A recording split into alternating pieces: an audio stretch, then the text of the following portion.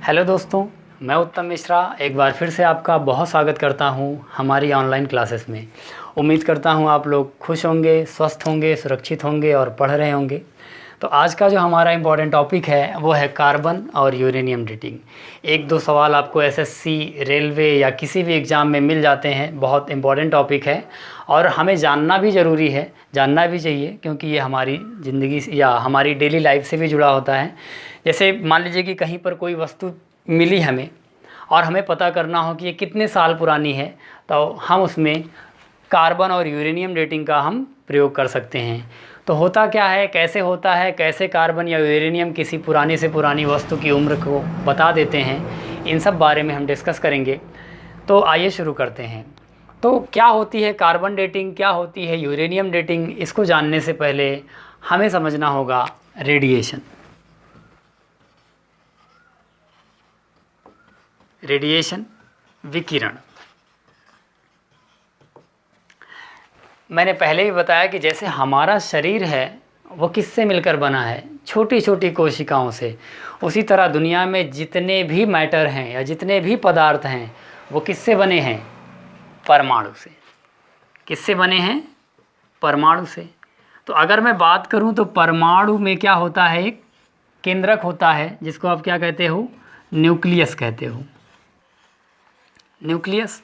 और इसकी कक्षा में केमिस्ट्री अगर आती होगी, अभी हम केमिस्ट्री नहीं पढ़ेंगे, इसकी कक्षा में क्या होते हैं, इलेक्ट्रॉन होते हैं। और इसके केंद्रक में क्या होते हैं, neutron plus proton, neutron plus proton होते हैं।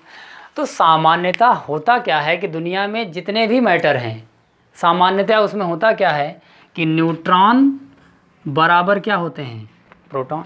मतलब जितनी संख्या न्यूट्रॉनों की होती है उतनी ही संख्या किसकी होती है, प्रोटॉनों की होती है। तो इनका जो अनुपात आता है वो क्या होता है, 1 के बराबर होता है। और जितने भी मैटर हैं उनका परमाणु जो होता है या उनके परमाणु का नाभिक जो होता है वो तभी तक स्थिर रहेगा या तभी स्थिर रहेगा जब न्यूट्रॉन और प्रोटॉन का अनुपात क्या हो, 1 हो।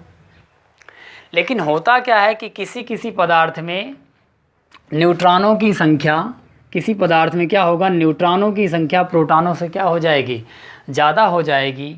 इस स्थिति में होता क्या है, देखते हैं। अब जब न्यूट्रॉन की संख्या प्रोटॉन से ज़्यादा हो गई तो न्यूट्रॉन और प्रोटॉन का जो अनुपात होता है वो 1 से क्या हो जाता है, ज़्यादा हो जाता है। और इसके कारण जो परमाणु का नाभिक था वो अब अनस्टेबल हो गया, अस्थिर हो गया।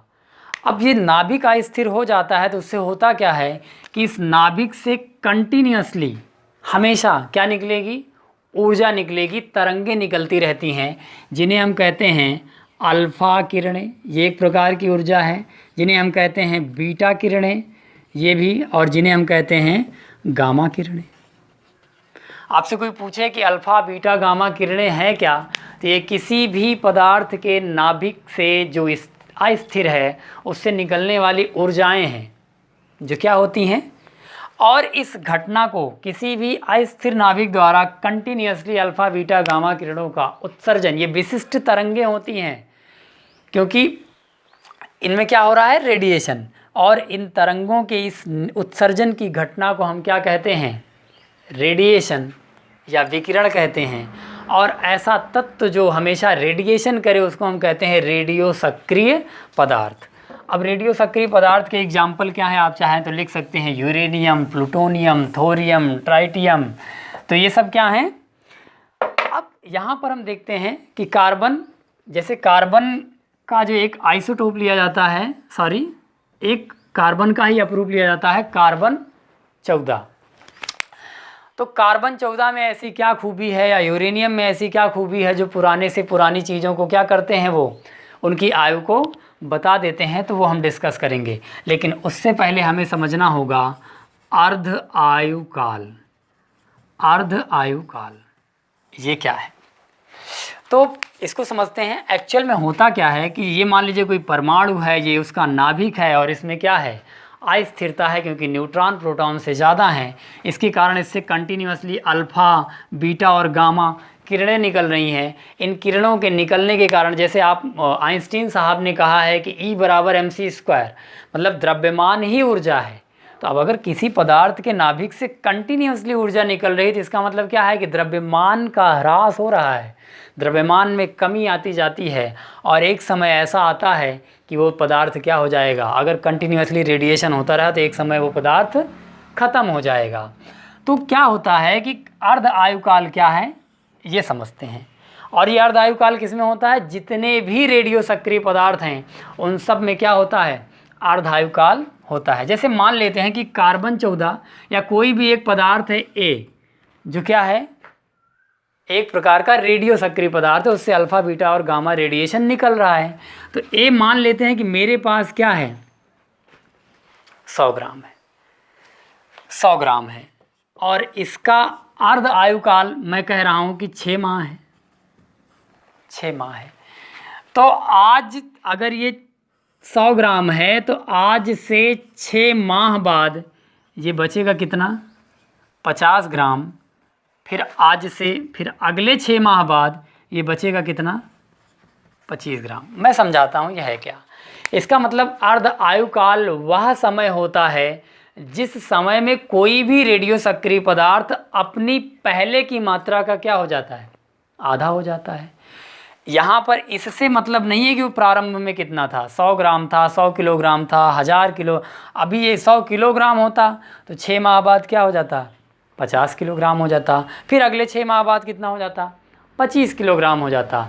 तो हर रेडियो सक्रिय पदार्थ में द्रव्यमान में जो कमी आती है उसका एक अनुपात होता है। किस अनुपात में, कि उस अर्ध आयुकाल के हिसाब से, मतलब जितना भी उसका अर्ध आयुकाल होता है उतने सालों में वो क्या हो जाएगी, आधी। इससे मतलब नहीं कि प्रारंभिक मात्रा कितनी थी, चाहे जितनी रही हो, 1 ग्राम रहेगी तो अर्ध आयुकाल के बाद वो कितनी हो जाएगी, ठीक है। तो यही अर्ध आयुकाल का जो गुण है किसी रेडियो सक्रिय पदार्थ में, वही हमें सबसे ज़्यादा मदद करता है किसी भी जीवाश्म या किसी भी पुरानी से पुरानी वस्तु की उम्र का पता लगाने में। अब देखते हैं कि कार्बन 14 का उपयोग कैसे होता है। उम्मीद करता हूँ यहाँ तक समझ में आ गया होगा। रेडिएशन क्या है, किसी भी अस्थिर नाभिक से अल्फा बीटा गामा किरणों का उत्सर्जन। क्यों, क्योंकि न्यूट्रॉन की संख्या क्या हो गई है, ज़्यादा हो गई है। तो कार्बन 14 का जो अर्ध आयुकाल है वो कितना है, 5500 साल। इसका मतलब क्या है, मैं समझाता हूँ। इसका मतलब ये है कि अगर मेरे पास आज कार्बन 14 100 किलो है तो रेडिएशन के कारण आज से 5500 साल बाद वो 50 किलो हो जाएगा अपने आप। हमें कुछ नहीं करना, बस रख दो, बस 5500 किलो 50 किलोग्राम हो जाएगा। और फिर क्या हो जाएगा, फिर अगर मैं 5500 किलोग्राम उसे ऐसे ही रखा रहने 5500 वर्ष उसे मैं ऐसे अगर रखा रहने दूं तो वो कितना हो जाएगा, और एक समय आएगा कि वो क्या हो जाएगा, फिर 12.5 किलो होगा, फिर और कम होगा। उसी तरह ये धीरे धीरे नष्ट हो जाएगा। तो कार्बन 14 का अर्ध आयुकाल बहुत मोस्ट इंपॉर्टेंट है। आपसे सीधे सवाल पूछ सकता है कि कार्बन 14 का अर्ध आयुकाल कितना होता है, तो 5500 साल होता है। तो अब ठीक है, आप कहेंगे कि सर आपने तो बता दिया कि अर्ध आयुकाल क्या होता है, कि एक ऐसा समय जिसमें वो पदार्थ क्या हो जाता है, आधा। होता क्यों है, क्योंकि कंटिन्यूसली ऊर्जा के रूप में द्रव्यमान का ह्रास होता रहता है। तो अब इससे उम्र का पता कैसे लगाते हैं, तो अब देखते हैं। जैसे मान लीजिए कि मैंने कहीं पर खुदाई की और हमें किसी, मान लेते हैं कि घोड़े का एक अवशेष मिला या जीवाश्म मिला। क्या मिला, घोड़े का जीवाश्म। ध्यान से समझना, बहुत इंटरेस्टिंग टॉपिक है और जानना ज़रूरी है। जान लेंगे तो बहुत अच्छा होगा। तो घोड़े का जीवाश्म मिला। अब हमें पता करना है कि ये जीवाश्म कितने साल पुराना है। तो अब देखते हैं कैसे पता करते हैं। तो हम पहले देखेंगे, यहाँ पर माना जाता है कि जैसे वर्तमान में अगर कोई घोड़ा है तो उसमें कार्बन 14 की मात्रा कितनी है। अब एक सवाल यहाँ पर मन में और उठना चाहिए कि कार्बन 14 ही क्यों लिया गया। तो उसका ये जवाब है क्योंकि दुनिया में अगर सबसे ज़्यादा किसी तत्व के यौगिक हैं तो वो किसके हैं, कार्बन के। वो वस्तु सजीव हो निर्जीव हो, आपको सबसे ज़्यादा मिलेगा क्या, कार्बन। क्योंकि कार्बन, तो कार्बन सामान्यतया हर जीवाश्म में, हर वस्तु में या हर जिंदा या मृत वस्तु में मिल ही जाता है, इसलिए कार्बन 14 लिया गया है। ठीक है, तो तो अब पहले हम देखेंगे कि वर्तमान में जो घोड़ा है उसमें कार्बन 14 की मात्रा कितनी है। तो जितनी अब है हम ये मान लेते हैं, ज़रूरी नहीं कि ऐसा हो, लेकिन मान लेते हैं कि जब ये घोड़ा शुरू में जब ये रहा होगा तब उसमें भी कार्बन 14 उतना ही रहा होगा जितना अभी के घोड़े में है। तो हमें पता चला कि जब वर्तमान में किसी घोड़े में मान लेते हैं कि 100 ग्राम कार्बन 14 है, कितना है 100 ग्राम, तो हमें मान लेंगे कि ये जो घोड़ा जब ये मरा होगा, जब ये मृत हुआ होगा, तब उसमें कार्बन 14 की मात्रा कितनी रही होगी 100 ग्राम। और अब देखेंगे कि वर्तमान में इसमें कार्बन 14 की मात्रा कितनी है। तो हमें मान लेते हैं कि अगर हमें जांच करने पर पता चला कि वर्तमान में इसमें कितनी है 25 ग्राम कार्बन 14 की मात्रा बची है, कितनी है 25 ग्राम कार्बन 14। तो अब देखते हैं 100 ग्राम से इसको 50 ग्राम होने में कितना समय लगा होगा 5500 साल। उसी तरह 50 ग्राम से 25 ग्राम होने में इसे कितना समय लगा होगा 5500 वर्ष। वर्तमान में हमें कितना मिला है घोड़े में जीवाश्म 25 ग्राम, सॉरी कार्बन 14 था कितना, मान लिया हमने कि 100 ग्राम था। तो अगर आपसे कोई पूछे कि इस जीवाश्म की आयु कितनी है तो 5500 प्लस 5500 बराबर 11,000 साल। हमें पता चल गया कि ये जो जीवाश्म है उसकी जो आयु है वो कितनी है 11,000 वर्ष। एक बहुत ही खूबसूरत सा सवाल मैंने लिखा है आपकी वाइट बोर्ड पर, देखते हैं, और इसको आप भी हल करेंगे मेरे साथ, मैं भी हल करता हूँ, आप भी सीख जाएंगे। ये सीधे ऐसे भी सवाल बना सकता है कि जीवाश्मों की आयु का पता लगाने में कौन सा तत्व यूज किया जाता है, तो कार्बन 14। क्यों? क्योंकि ये रेडियो एक्टिव है, इसका अर्ध आयु काल है कितना है 5500 साल। और ऐसे न्यूमेरिकल फॉर्म में भी आपसे सवालों पूछ सकता है। तो देखते हैं ये सवाल क्या है। एक जीवाश्म में कार्बन 14 की मात्रा 128 ग्राम रही होगी, मतलब शुरू में कार्बन 14 जो रहा होगा वो कितना रहा होगा 128 ग्राम।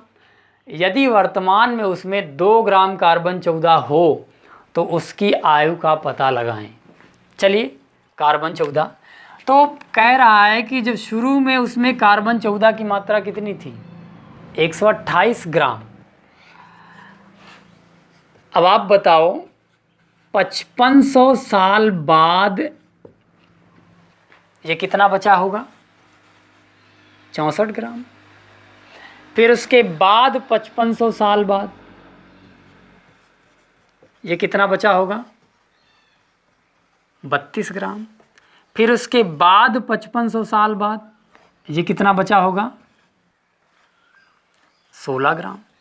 फिर उसके बाद 5500 साल बाद ये कितना बचा होगा 8 ग्राम। फिर 5500 साल बाद ये कितना बचा होगा 4 ग्राम। फिर 5500 साल बाद ये कितना बचा होगा। अर्धायु काल का मतलब क्या होता है कि वह समय जिसके बाद वो पदार्थ अपनी पहले की अवस्था का क्या हो जाता है आधा हो जाता है पहले के द्रव्यमान का। इससे मतलब नहीं कि कितना है, वो प्रारंभिक मात्रा जितनी भी हो उसका आधा होगा। तो अब हमें मिला कितना है वर्तमान में 2 ग्राम ही तो कह रहा है सवाल में, और था कितना, तो कितना समय लगा अब आइए देखते हैं। 1 2 3 4 5 6 तो 5500 गुणे 6 बराबर 33,000 साल। तो हमें पता चला कि जो ये घोड़े का जीवाश्म हमें ये जो वस्तु है या जो जीवाश्म है इसकी आयु कितनी है 33,000 साल पुराना है ये जीवाश्म। बहुत ही सिंपल है ज्ञात करना, लेकिन उसके लिए आपको अर्धायु काल आना चाहिए। लेकिन अब हम बात करेंगे यूरेनियम की। यूरेनियम का प्रयोग कहाँ किया जाता है तो देखते हैं क्योंकि कार्बन 14 का जो अर्धायु काल है वो केवल 5500 साल है, तो ये 2000 साल 5000 साल 50,000 साल 1,00,000 साल मान लीजिए, इतनी अगर कोई पुरानी वस्तु है तो उसकी आयु निकालने में तो ये सक्षम है 10,000 साल 50,000 साल। लेकिन अगर कोई वस्तु 3,00,000 साल पुरानी है 5,00,000 साल पुरानी है तो एक सीमा होती है, उस आते आते क्या हो जाएगा ये कार्बन 14 मिलेगा ही नहीं। बहुत पुरानी, तो बहुत पुरानी जो चट्टानें होती हैं आपने पढ़ा होगा आर्कियन युग की चट्टानें सीनोजोइक, तो उसमें जो है ये क्या हो जाता है अनुपयोगी या फेल हो जाता है। क्योंकि कार्बन 14 फिर मिलता ही नहीं, ख़त्म हो जाता है, क्योंकि ये कंटिन्यूसली ख़त्म होता है। तब वहाँ पर फिर आता है यूरेनियम डेटिंग। क्यों यूरेनियम का प्रयोग किया जाता है देखते हैं। यूरेनियम ये भी एक रेडियो एक्टिव पदार्थ है, और यूरेनियम का जो अर्धायुकाल होता है वो होता है 1,80,000 साल।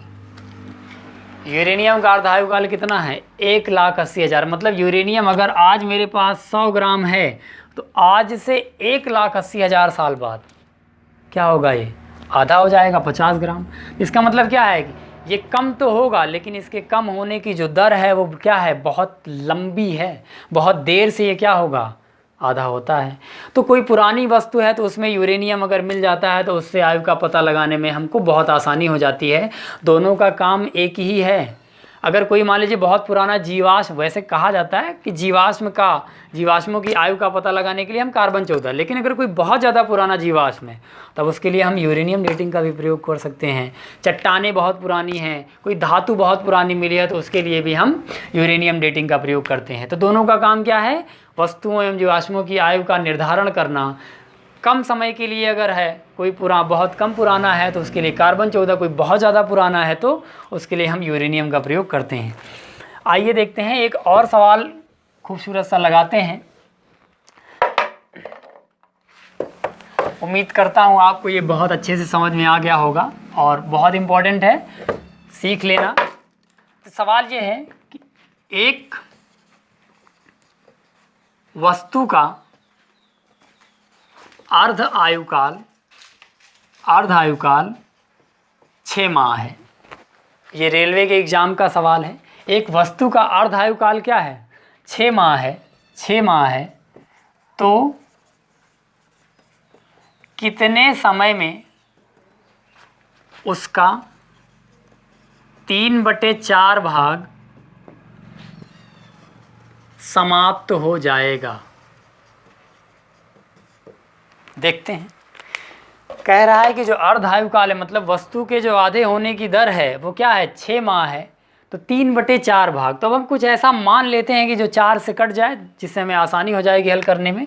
तो हम मान लेते हैं कि उस वस्तु का जो द्रव्यमाना मेरे पास, वो वस्तु कितने की थी? 12 ग्राम की थी।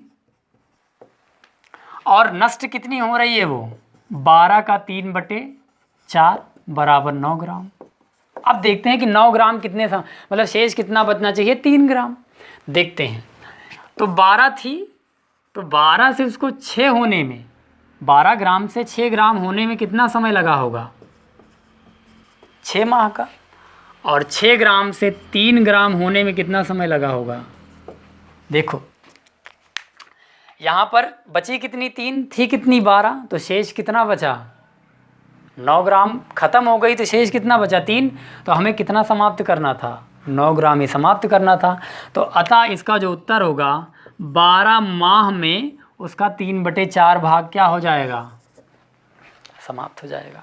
तो इस तरह से आप सवालों को हल कर सकते हैं। बहुत ही आसान सा तरीका है कार्बन डेटिंग, यूरेनियम डेटिंग। उम्मीद करता हूँ ये बहुत कंफ्यूजिंग भी होता है, तो उम्मीद करता हूँ आपको ये सारे आपके डाउट्स क्लियर हो गए होंगे। अच्छी लगी क्लास तो शेयर करें, लाइक करें, सब्सक्राइब करें।